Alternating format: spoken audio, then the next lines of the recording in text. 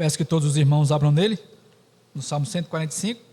Com a graça de Deus, vamos terminá-lo, ou terminar a exposição do mesmo, para a glória dele. Salmo 145, diz assim, meus irmãos, a santa palavra: exaltar-te-ei, ó Deus meu e Rei, bendirei o teu nome para todos sempre. Todos os dias te bendirei e louvarei o teu nome para todos sempre. Grande é o Senhor e muito digno de ser louvado, a sua grandeza é insondável. Uma geração louvará a outra geração as tuas obras e anunciará os teus poderosos feitos. Meditarei no glorioso esplendor da tua majestade e nas tuas maravilhas. Falar-se-á do poder dos teus feitos tremendos, e contarei a tua grandeza. Divulgarão a memória de tua muita bondade e com júbilo celebrarão a tua justiça. Benigno e misericordioso é o Senhor, tardio em irar-se e de grande clemência. O Senhor é bom para todos, e as suas ternas misericórdias permeiam todas as suas obras. Todas as obras te renderão graças, Senhor. Todas as tuas obras te renderão graças, Senhor, e os teus santos te bendirão. Falarão da glória do teu reino e confessarão o teu poder, para que os filhos dos homens se façam notórios os teus poderosos feitos e a glória da majestade do teu reino. O teu reino é o de todos os séculos e o teu domínio subsiste por todas as gerações. O Senhor é fiel em todas as suas palavras e santo em todas as suas obras. O Senhor sustém os que vacilam e apruma todos os prostrados. Em ti esperam os olhos de todos, e tu, a seu tempo, lhes dás o mantimento. Abres a mão e satisfazes de benevolência a todo vivente. Justo é o Senhor em todos os seus caminhos, benigno em todas as suas obras. Perto está o Senhor de todos os que o invocam, de todos os que o invocam em verdade. Ele acode à vontade dos que o temem, atende-lhes o clamor e os salva. O Senhor guarda a todos os que o amam, porém os ímpios serão exterminados. Profira a minha boca louvores ao Senhor, e toda a carne louve o seu santo nome para todos sempre. Amém. Vamos orar mais uma vez. Senhor Deus Santo, eis aqui a tua palavra santa, gloriosa, insondável, inesgotável, fonte inesgotável, Senhor Deus, onde desde há muito, os pregadores, Senhor Deus, pela sua graça, vem tirando e nunca se esgota. Oh, como tua palavra é magnífica, Senhor. Eis aqui mais uma vez diante do teu povo, esse vaso de barro. Fala conosco, vivifica os nossos corações, tem misericórdia de nós, dá-nos ouvidos para ouvir, olhos para ver, uma vez que o teu Santo Espírito, pela sua grande misericórdia e bondade, pelo seu amor incondicional e indizível, está sobre nós, o qual te suplicamos que ao teu tempo venha, Senhor Deus, sobre nossos filhos, dê-nos entendimento, ilumine nossas mentes, clareia a tua palavra em nosso coração e que ela esteja viva em nós, para que assim venhamos colocá-la em prática com a ajuda do teu Espírito. Em nome de Jesus Cristo, usa o teu servo, fraco, totalmente, Senhor Deus, indigno, mas totalmente dependente de ti. Escuta-nos, em nome do Senhor Jesus Cristo, para a tua glória. Amém. Meus irmãos, na exposição passada, nós vimos do versículo 1, ou do verso 1 ao verso 10, com o título Deus é digno de louvor perpétuo nessa feita. O título permanece, a segunda parte, não é? Deus digno de louvor perpétuo, segunda parte. Nós vimos que Davi louva a Deus pela sua glória, do versículo 1 ao versículo 7, pela sua bondade, do versículo 8 ao versículo 10, que nós lemos outrora. Hoje, com a graça de Deus, vamos ver que ele é digno de ser louvado pelo seu reino, do versículo 11 ao versículo 13, pela sua providência, do versículo 14 ao 16, e pela sua misericórdia salvadora, do versículo 17 ao versículo 21. Então, sem mais delongas, vamos ler o versículo 11 mais uma vez. Falarão da glória do teu reino e confessarão o teu poder. Então, Davi conclama, né, falando que todas as gerações, todas as suas obras, como ele vem falando no versículo 10, não é? Tudo, todas as suas obras, tudo que o Senhor criou, bendirão o seu nome, falarão, não é? Mostrarão a glória do teu reino e confessarão o teu poder. Então, aqui nós temos um tema excelente para falar, não é? Para todas as mentes santas, para nós que proclamamos como agora estamos, e não somente aqui, mas onde estejamos, proclamamos o seu reino. Aqueles que bendizem a Deus do fundo de seus corações se alegram por vê-lo entronizado, glorificado e exaltado em poder. Nenhum assunto é mais benéfico para a humanidade. Nenhum assunto é mais benéfico para a humildade, obediência e esperança e alegria do que o poder reinante do Senhor nosso Deus. É seu grande prazer de todos nós falar da glória do teu reino, na justiça, na bondade, eternidade e assim por diante. Os reinos da terra são gloriosos por suas riquezas, pela extensão de território, por vitórias, liberdade, comércio e outros motivos. Assim são os reinos da terra, meus irmãos. Mas em todas as verdadeiras glórias, o reino de Jeová os supera.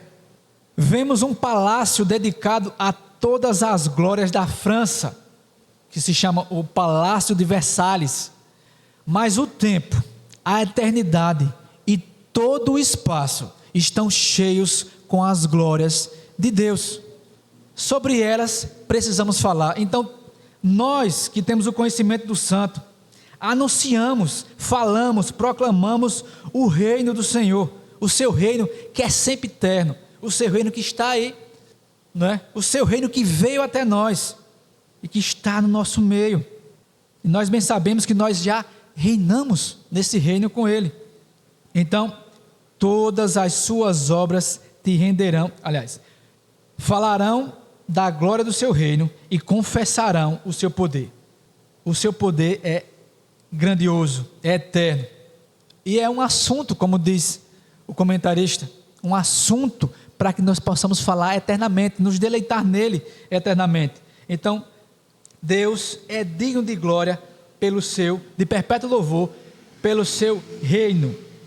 E Ele é um rei que está sentado poderosamente no seu trono, e não há ninguém acima dele. O versículo 12 nos diz: para que os filhos dos homens se façam notórios os teus poderosos feitos e a glória da majestade do teu reino. Então, para que nós falamos? Para que nós proclamamos? Para que se façam notórios, porque muitos veem a majestade, não é? A majestade da glória, do poder desse Deus, e não lhe rendem graças. Ou muitos cristãos dormem e não dão graças a Deus pela magnificência desse reino. Mas nós o proclamamos para que fazemos notórios os seus poderosos feitos, a glória da majestade de tudo aquele que Ele fez, o seu reino. Então, os incrédulos não podem dar graças a Deus. Vem a criação e não dão graças a Deus, não dão glória a Deus pela criação. Não imaginam quem possa ter feito tudo isso, ou na verdade escondem isso de si próprios e não dão a glória devida ao nome de Deus. Mas nós, uma vez que fomos alcançados pela sua palavra e temos o seu Espírito, nós proclamamos para que os homens vejam e juntamente conosco venham dar glória ao Senhor pela grandeza do seu poder em tudo que Ele fez, em tudo que está no nosso meio, meus irmãos. E espiritualmente falando, nós proclamamos o reino que eles não podem ver, o reino que está oculto e que nós proclamamos para que se faça notório também a eles, não só a glória daquilo que é visto, mas a glória daquilo que eles não podem ver, que nós outrora não podíamos ver, falando particularmente, que eu não podia ver, mas que me foi mostrado, que me foi proclamado, porque outros filhos de Deus falaram, e assim, pela manifestação da bondade de Deus pelo seu Espírito, me foi notório, e agora posso ver juntamente com os irmãos, a grandeza do seu reino, que não é notória aos que estão aí fora e que nos cabe falar, para que assim eles possam também, com a ajuda de Deus, terem os olhos abertos e darem glória a Deus pelo seu reino. Estas obras gloriosas devem ser conhecidas de toda a humanidade, mas poucos consideram que tal conhecimento seja uma parte essencial, meus irmãos. Então, como o Estado não pode ensinar essas coisas e não quer, não pode ensinar essas santas histórias, o povo de Deus deve se incumbir de fazê-lo. O trabalho deve ser feito para cada geração, como foi dito outrora, não é? Como uma geração falará de Deus, se não tem quem ensine? Nunca falará, porque se esvainecerá, por assim dizer, porque na verdade isso não vai ocorrer. Sempre Deus terá os seus, como sempre teve, e eles se incumbirão, estão incumbidos de proclamar o seu reino. Mas como avançará o conhecimento do reino de Deus, se nós não proclamarmos a geração, para que ela venha futuramente proclamar? Então cabe a nós essa incumbência. O trabalho deve ser feito para cada geração, pois os homens têm memória curta com referência ao seu Deus e às obras do seu poder. Facilmente se esquece. Algo notório é o próprio Israel. Quantas vezes, meus irmãos, é de se pasmar, quantas vezes eles se esquecem de Deus, vendo o próprio Deus agindo nas suas vidas. Isso também ocorre com os crentes, viu? Para a tristeza nossa, isso ocorre com os crentes. Nós muitas vezes nos esquecemos do Senhor, das obras do Senhor, do que Ele vem feito por nós e por tantos outros. Eles escrevem os feitos de seus heróis em bronze, mas os gloriosos atos do Senhor são escritos na areia, e a maré do tempo os leva da lembrança. Por isso devemos repetir a lição e novamente repeti-la, não é? Tem que ser uma constante repetição. Os santos são os instrutores religiosos da raça humana. Isso é bem colocado, meus irmãos. Eles devem não apenas ser os historiadores do passado, mas os poetas do presente, cujo dever é lembrar os filhos dos homens dos grandes feitos que o Senhor fez nos dias de seus pais e nos tempos antigos, antes deles. Todas as obras de Deus louvam-no, da mesma forma que belos prédios louvam seus construtores, ou os quadros de pintores louvam o pintor. Mas os santos os bendizem como filhos de pais ternos, que prudentes crescem e os chamam benditos. As cortes de Salomão e a de Assuero eram magníficas, mas se comparadas com a gloriosa majestade do reino de Deus, elas não eram nada além do que são vagalumes para o sol. Então vejam a magnificência da glória do reino de Deus. Versículo 13, meus irmãos: o teu reino é o de todos os séculos, e o teu domínio subsiste por todas as gerações. Então vejam a perpetuidade do seu reino, de todos os séculos. Não há um início e nunca haverá fim, e o seu domínio subsiste por todas as gerações. Não há uma geração que não esteja ou que não esteve debaixo da potente mão desse Deus glorioso, que não esteve debaixo da glória dele, que não esteve debaixo do seu domínio, porque ele reina desde sempre. O reino do Senhor não tem princípio, não tem interrupções, não tem limites e não tem fim. Ele nunca abdica do seu trono, nem chama algum subordinado para dividir o seu império. Ninguém pode derrotar o seu poder, nem escapar do seu governo. Nem este século, nem o século futuro, nem os séculos dos séculos poderão fazer com que falhe a sua soberania. Nisto está a base da fé. O Senhor se assenta como rei perpetuamente. Ou seja, a base da nossa fé. O Senhor é rei, e reina, e não é alguém que pode simplesmente reinar por um tempo. Não, nós vimos que ele reina eternamente. Não é alguém que se pode dominar, ou que alguém possa vencer e tomar o seu trono, como os reis, que têm seu limite de tempo, que morrem, que são dominados, que são subjugados, e assim passam a ser servos. Não, esse Deus não é assim. Então nós temos nosso fundamento firme nele, a nossa fé firme nele de quê? De que não haverá outro. Não é um Deus que vai ficar no trono por algum tempo, vai se levantar um tirano e vai tomar o seu reino. Não, não existe isso para nós. Nossa fé está segura de quem? De que todos estamos guardados por um rei que é perpétuo, que o seu domínio é sempre eterno, de que ninguém pode tirá-lo do seu trono, nem a mais poderosa potestade. Então isso nos conforta e nos alegra, e deve nos confortar. Devemos nos lembrar disso sempre. Versículo 14: o Senhor sustém os que vacilam e apruma todos os prostrados.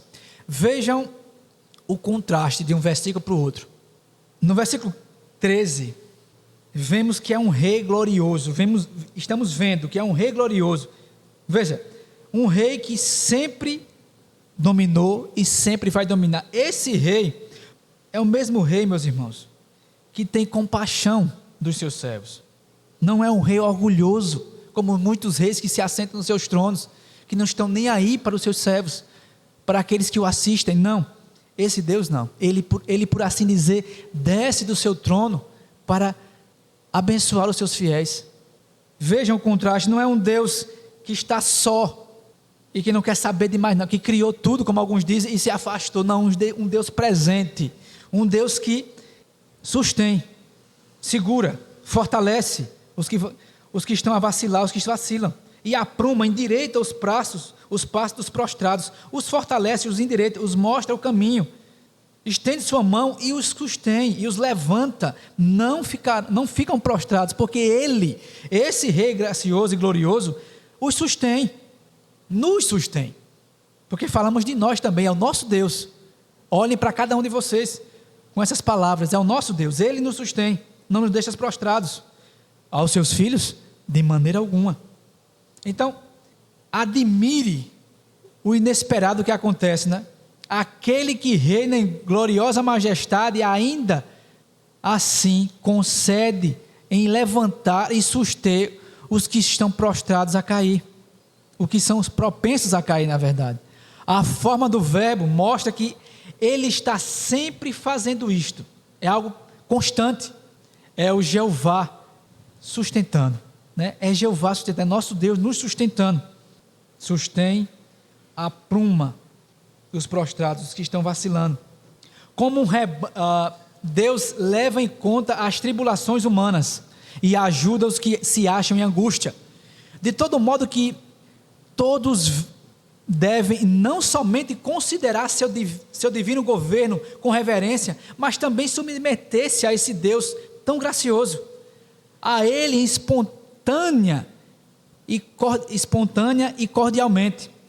Ou seja, nós nos prostramos e adoramos a um Deus grandioso, mas não é um reinado, alguém que reina nos pisando. Não, é alguém que reina nos sustendo, cuidando de nós. Então, por isso, não só pela sua grandiosidade nós nos prostramos, mas nos prostramos, meus irmãos, também de espontânea vontade, vendo essa graça que vem para nós, esse favor imerecido que permeia a nossa vida. Nós nos rendemos também por tudo que Ele vem feito por nós.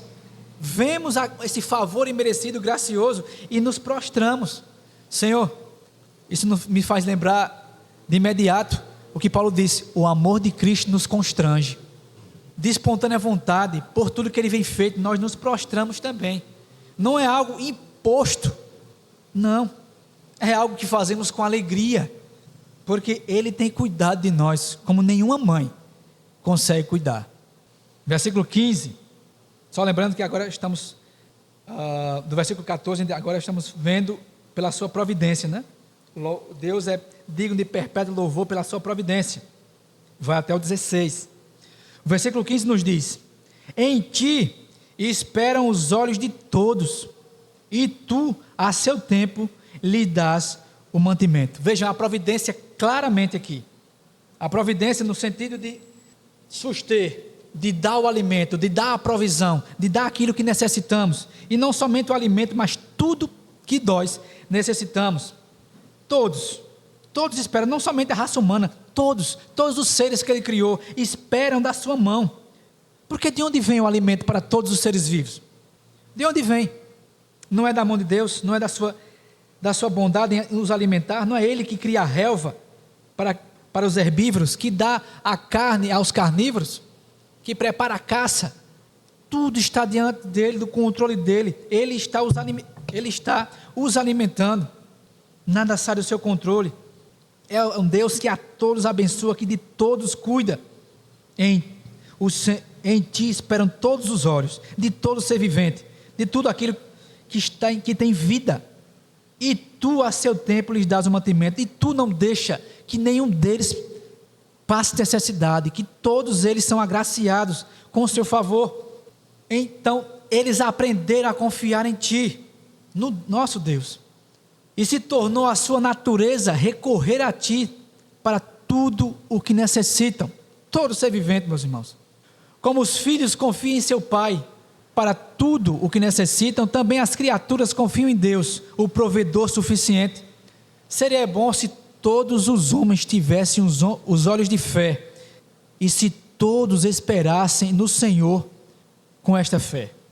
Como um rebanho de ovelhas, as criaturas ficam ao redor do Senhor, como seu grande pastor. Todos os olhos se dirigem à sua mão, esperando receber o seu alimento. E elas não se desapontam, meus irmãos, não, pois quando a hora chega, o alimento apropriado está preparado para cada criatura. Observe a pontualidade do Senhor ao dar o mantimento no horário da refeição, no tempo certo, no devido tempo. Isto Ele faz por todos, e cada coisa viva tem o seu devido tempo, de modo que o Senhor dos céus está alimentando o seu grande rebanho durante o dia, a noite, a cada momento. Então é um Deus providente para todos, não só para nós, os seus filhos, para tudo que Ele criou, para todos os seres viventes. Ele dá o seu mantimento, porque todos dependem dEle, estão com os olhos nele. Aqui é uma figura, né? Todos estão com os olhos nele, porque como um animal, um cão está esperando pela comida, como um animal está esperando pela comida, está ansioso, sabendo que o seu dono está vindo para o alimentar, está ansioso, por assim dizer, só aguardando. Todos esperam em ti, porque todos dependem de ti, Senhor. Graças ao Senhor pela sua providência em tudo, porque muitas vezes de onde menos esperamos, Ele age com a sua providência. Isso falando de nós, seus filhos, né?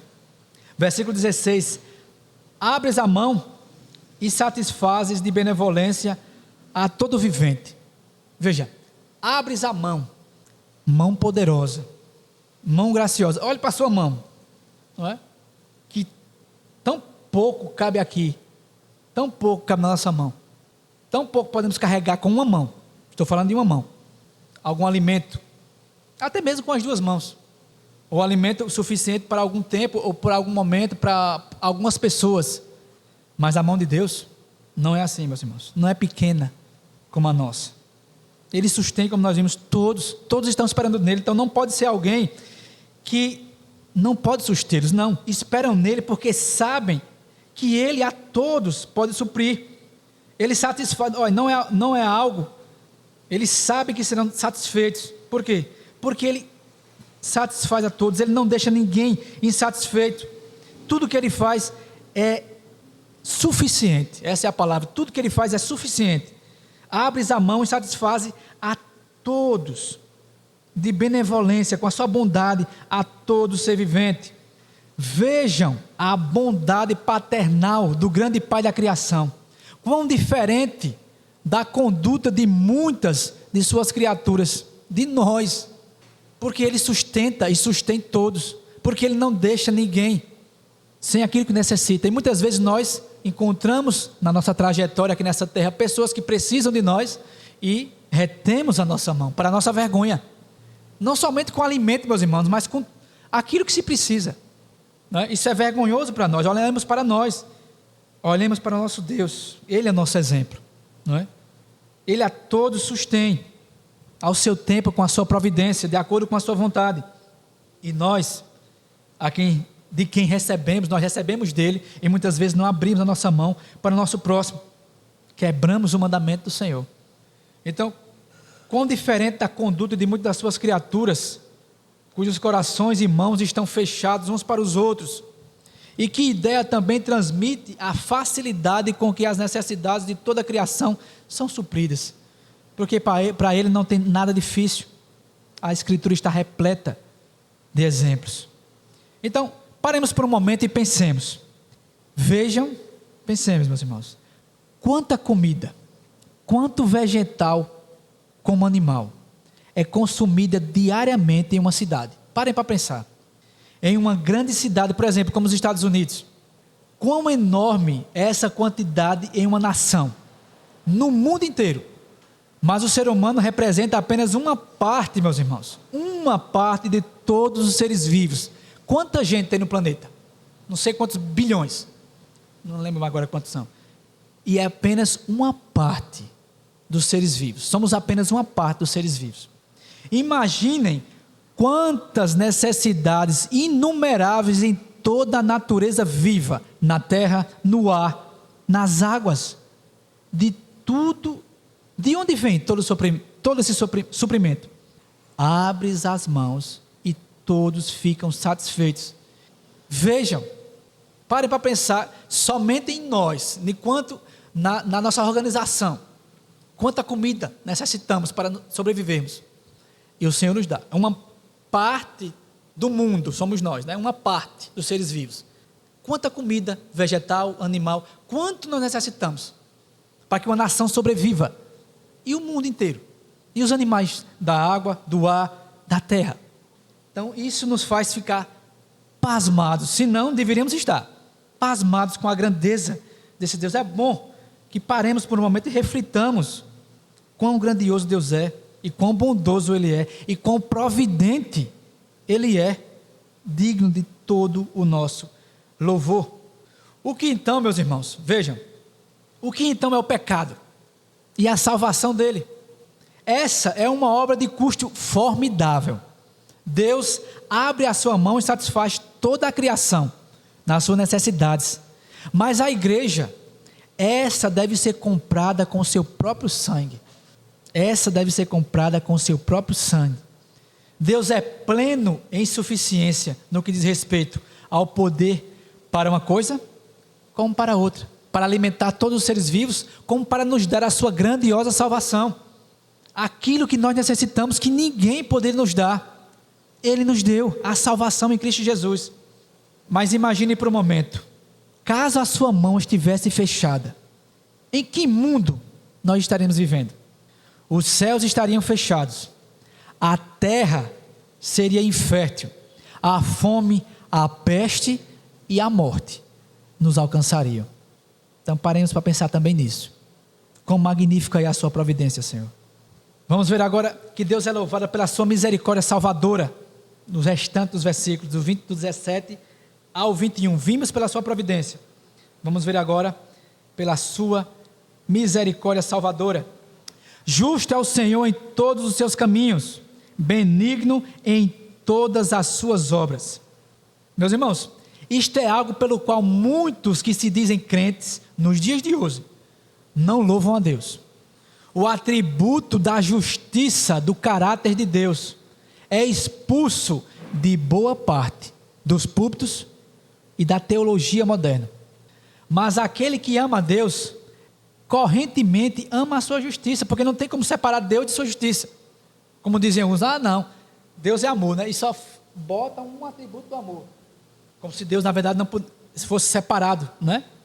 Deus é amor, e cadê os outros atributos? Cadê a sua justiça? Pouco se fala, não entra nos púlpitos modernos a justiça de Deus. Um comentarista desse versículo disse: eu não gostaria de ter nem mesmo a salvação se fosse uma salvação injusta. Eu não gostaria de ter nem mesmo a salvação se fosse uma salvação injusta, disse um velho pregador. A justiça de Deus brilha como uma espada afiada de 2 gumes. e é terrível para aqueles que estão em inimizade contra ele. Mas os verdadeiros filhos do Altíssimo se deleitam em ver esta espada real, carregada em frente do grande Rei dos Reis. Os serafins clamam um para o outro: Santo, Santo, Santo é o Senhor dos Exércitos, como está lá em Isaías capítulo 6, versículo 3. Os remidos, como nós lemos, aliás, como nós ainda vamos ler, em Apocalipse capítulo 3, versículo 3 diz: justos e verdadeiros são os teus caminhos, mas os capciosos, críticos da atualidade, não se importam com esse atributo de Jeová e não o proclamam. Então, Deus é justo, o Senhor é justo em todos os seus caminhos, benigno em todas as suas obras. Não há como tirar a justiça de Deus, ela permeia todo o seu ser e todas as suas obras. Então, Deus é um Deus justo. Tudo o que ocorre na face da terra, meus irmãos, nossos olhos estão saturados, e nossos ouvidos, por assim dizer, saturados de ouvir tanta coisa ruim, nos noticiários, na internet, em tudo que se fala de notícia, até na boca do pessoal mesmo, como se isso não parasse de proliferar, e não vai parar de proliferar, mas há uma justiça reinando, que porá fim a todo esse mal, a toda essa injustiça. Por quê? Porque o Senhor é justo, o Senhor é justo, e todos os malfeitores, e todos os pecadores que não se arrependerem, e todos aqueles que amam a injustiça, terão a justa paga, por isso que fazem, porque o Senhor é justo, e a sua justiça permeia todas as suas obras, todos os seus caminhos, e Ele é benigno em todas as suas obras, bondoso, justo e bondoso. Outro atributo, todos os atributos de Deus estão entrelaçados. Mas como é que Ele pode ser bom? Como é que Ele pode ser amor e ser justiça ao mesmo tempo? Eu não posso crer em um Deus que mata, não posso crer em um Deus que deixa morrer. Esse é o nosso Deus, porque não se pode se distinguir um atributo do outro, ou na verdade se tirar um do outro. Não, estão entrelaçados. O mesmo Deus que é amor, que ama, que não destrói todos agora mesmo, é o mesmo Deus que fará justiça, que já está fazendo e fará justiça a todos no tempo dele. Versículo 18: perto está o Senhor de todos os que o invocam, de todos os que o invocam em verdade. Que coisa magnífica para os crentes, que magnífico bálsamo é esse para todos os crentes. Perto está o Senhor, não é um Deus longe, não é um Deus que está longe, não é um Deus que está com o ouvido tapado, como diz lá em Isaías, não, é um Deus que está com o ouvido pronto a ouvir e atender. Mas a quem? Os que o invocam, não somente os que o invocam, muitos o invocam, muitos chamam por Deus, e isso é uma quebra terrível do terceiro mandamento, falar o nome de Deus em vão. Muitos o invocam por besteira, por loucura, mas aqueles que ele ouve são os seus santos.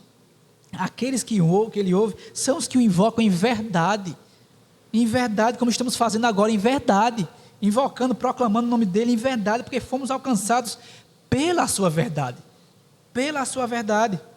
Então a esses ele escuta. É um conforto magnífico para todos nós. Sabemos que é um Deus que está perto de todos que o invocam, em verdade. Então o incrédulo, notoriamente, claramente, não será ouvido, por mais que clame. Porém, se ele se humilhar verdadeiramente e clamar a Deus pelo seu socorro, ele não virará as costas. Ele não pode negar a si mesmo. Ele é um Deus misericordioso, porém ele tem misericórdia de quem quer. E um coração contrito ele não rejeita, a sua palavra diz. Porém um coração contrito já é uma prova de que ele está agindo naquela pessoa que está vindo até ele. Ninguém vem, porque todos estão mortos. Isso é claro nas escrituras, todos estão mortos. Ninguém pode vir a mim se o Pai que me enviou não o trouxer. E também não quereis vir a mim para teres vida. João 6 e João 5. Não podemos ir, ninguém pode vir. Mas aqueles que vêm, já é o começo da graça nas suas vidas. Foram alcançados pela graça. Não somente perto pela sua onipresença, mas também com a sua simpatia, solidariedade e benevolência.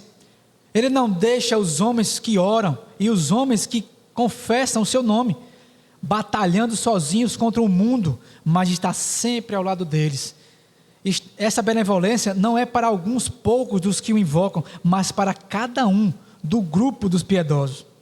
Todos os que se colocam debaixo do escudo do seu glorioso nome, chamando a si mesmo por esse nome e o invocando em súplicas, descobrirão que ele é um socorro bem presente na aflição. Porém, meus irmãos, há muitos cujos corações formais e falsos, há muitos cujas orações formais e falsas profissões nunca os trarão à comunhão com o Senhor. Para orar em verdade, devemos ter um coração verdadeiro e a verdade em nosso coração, como foi dito. E a seguir devemos ser humildes, pois a soberba é uma falsidade, e ser fervoroso, caso contrário, a oração é uma mentira. O Deus da verdade não pode se aproximar de uma súplica hipócrita. Isto ele conhece e odeia, e ele não pode ser afastado de um espírito sincero, uma vez que é a sua obra, e ele não abandona a obra das suas próprias mãos. Versículo 19, ele acode à vontade dos que o temem, atende-lhes o clamor e os salva. Está em conexão com o versículo 18, conexão imediata, porque ele está perto, ele ouve, ele atende, ele acode, meus irmãos, a todos os que o temem, atende-lhes o clamor e os salva, a todos que estão em perigo iminente, a todos que estão em algum momento difícil, ele não os deixa, ele nos acode em nossas fraquezas, ele nos atende, ele escuta o nosso clamor. Essa é uma forma de expressão sobre a qual é difícil dizer quanto deve impressionar nossa mente. Quem é o homem para que Deus deva demonstrar complacência e ceder à sua vontade? Quando, pelo contrário, nosso dever é contemplar a sublime grandeza de Deus e submeter-nos humildemente à sua autoridade. Aqueles que reverenciam o seu nome e a sua lei, na medida em que eles tiverem respeito pela sua vontade, ele terá respeito, por assim dizer, ele atentará para a vontade deles, para as suas súplicas, para as suas orações. Eles terão o seu próprio caminho, pois tem o caminho do Senhor em seus corações. Um coração santo somente deseja aquilo que um Deus santo pode dar. Ou seja, aquilo que o nosso coração deseja e não é atendido, isso não provém de Deus. Tudo que nosso coração deseja, que Ele nos dá, que está em conformidade com a sua vontade, Ele nos dá, deu porque proveu de um coração que vem de Deus, um coração que nasceu de novo, um coração que foi trocado, um coração de carne, mesmo sendo maligno, porque ele é mau, mas os bons desejos vêm de Deus, tudo que é bom vem do Pai das luzes, e assim o seu desejo é satisfatório com a plenitude do Senhor, porque será atendido, porque está de acordo com a vontade de Deus. Versículo 20, o Senhor guarda a todos os que o amam, porém os ímpios serão exterminados. Veja como esses 3 versículos, vou usar essa palavra, são fortes, soam fortes, por assim dizer, são tão afetuosos, tudo de respeito à proximidade de Deus, a Deus nos ouvir, nos atender, estar conosco, nos salvar, nos ouvir e estar atento ao nosso clamor, às nossas orações, e nos guardar, meus irmãos, e ser complacente para conosco, nós que nada merecemos, nós que o desagradamos todos os dias. Mesmo assim, o Senhor guarda a todos os que o amam, e o destino dos ímpios, como está notório em toda a Escritura, é a morte eterna, é estar afastado de Deus, é serem destruídos, serem entregues às suas vontades, e assim ao abismo eterno, porque se encontram em trevas, e eu gosto de usar essa analogia, é como alguém no quarto escuro, o buraco está bem na sua frente, está só andando para ele, não tem nenhuma luz para iluminar aquele buraco, aquele poço sem fundo, eles estão caminhando para lá todos os dias, esse é o destino deles, era o nosso destino, que possamos nos lembrar disso. O Senhor guarda a todos os que o amam, Ele nos deu esse amor, nós o amamos porque Ele nos amou primeiro. Meus irmãos, se alguém tiver algo para falar, alguma observação, por favor, não deixe de falar, viu? Não me deixe falar sozinho, falar sozinho, como diz o outro. Espero que os irmãos estejam entendendo. E por fim, versículo 21. Profira a minha boca louvores ao Senhor, e toda a carne o seu santo nome para todo o sempre. Então ele, o salmista Davi, e esse é o último salmo de Davi, ele se conclama, não é? Profira a minha boca, ele se chama a isso, ele se propõe a isso: eu vou louvar a Deus, e toda a carne, tudo que existe, e principalmente os seus santos, porque a carne se estende a tudo que ele criou, não é? Tudo que ele criou, toda a sua criação, todos os seus servos, principalmente esses, louvem a Deus para todo sempre, por tudo. Deem perpétuo louvor a Deus pela sua glória, pela sua bondade, pelo seu reino glorioso, pela sua providência, pela sua misericórdia salvadora, meus irmãos. O louvor não é um monopólio que pertence a uma só pessoa. Ainda que Davi seja um, outras pessoas são devedoras, todos nós. E assim também devem ser cantadas, devem ser cantoras, né? Devem ser louvar o nome de Deus. Todos os homens, de todas as raças, condições ou gerações, devem se unir em uma só voz para glorificar esse Deus. Nenhum homem deve pensar que será rejeitado quando vier com a sua nota pessoal de louvor. Todos são aceitos, todos aqueles que foram alcançados, né? Todos são convidados e exaltados a exaltar o Senhor, e especialmente a sua santidade deve ser adorada. Essa é a sua coroa, e de certa forma, a soma de todos os seus atributos. Somente os corações santos louvarão o seu nome, o seu caráter santo. Se toda a carne fosse santificada, então a santidade de Deus seria o deleite de todos. Amém? Então, meus irmãos, que possamos ter esse louvor de Davi em nosso ser, possamos louvá-lo e não nos esqueçamos disso todos os dias, porque na verdade é nossa obrigação render graças a Deus quando abrimos nossos olhos, quando fechamos nossos olhos. É nossa obrigação louvarmos a Deus e glorificar o seu nome em todo momento da nossa vida. Estamos à mesa, estamos sentados, estamos estudando, estamos em alguma recreação, é momento de louvar a Deus, é momento de lembrar da sua grandeza, do seu favor para conosco naquele momento, que a nossa boca esteja cheia juntamente com Davi, para louvá-lo enquanto estivermos nessa terra, porque depois dela será eternamente esse louvor. Se não enchermos a nossa boca de louvor a Deus aqui, como encheremos lá, se é a ocupação de todos os santos, de todas as suas criaturas celestiais? Que o Senhor faça cada coração entender a sua palavra, em nome de Jesus. Amém. Vamos ficar de pé e fazer mais uma oração para encerrar. Antes disso, alguém tem algo a dizer? Um amor? Sim. Amém. E foi muito bem notório e bem comentado, bem lembrado, essa questão de que Ele está julgando os nossos inimigos. Não somente a maldade em geral, mas tem a maldade que muitas vezes vem em direção a nós, a seta que está vindo em direção, Ele está julgando até os maus que estão tramando contra nós, também, que nós não vemos, muito bem falado isso.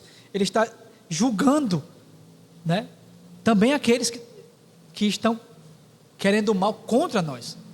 Então, muitas vezes a gente não sabe, né? Tem pessoas que nos lisonjeiam com os lábios, como a Bíblia está cheia também, e no seu coração é maldade pura contra nós, querendo a nossa queda, querendo a nossa desgraça. E Deus está com os olhos também sobre esses, está julgando esses também.